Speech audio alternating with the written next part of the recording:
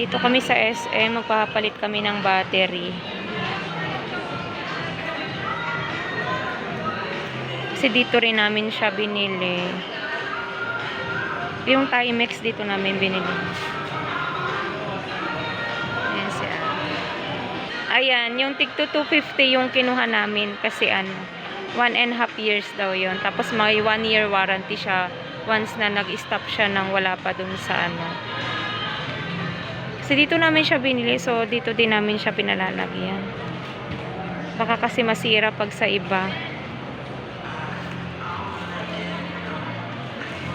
Timex at saka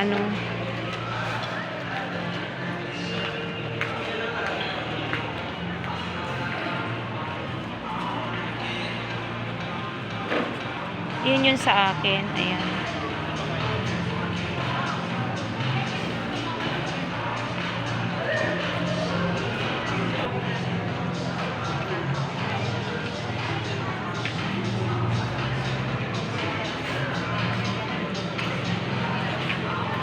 Bali, 2 relo yung kay Kathleen.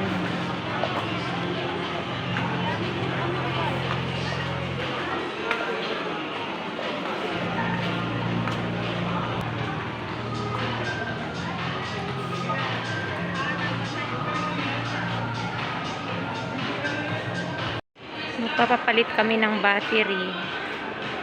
Wala na yung battery yung relo namin. Nag-stop na. Yan. Kung saan namin binili, dito rin namin pinapalitan.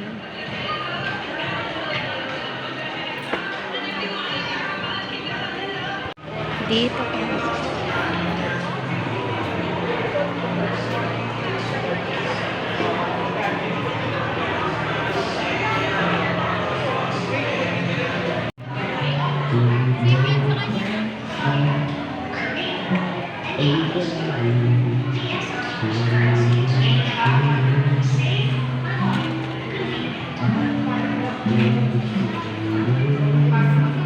Galing naman ni ate.